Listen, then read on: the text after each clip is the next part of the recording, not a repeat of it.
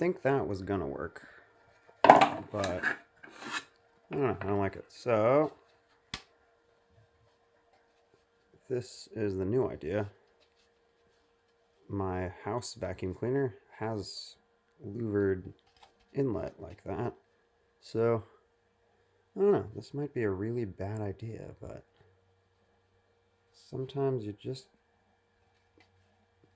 gotta 3D print the thing and find out.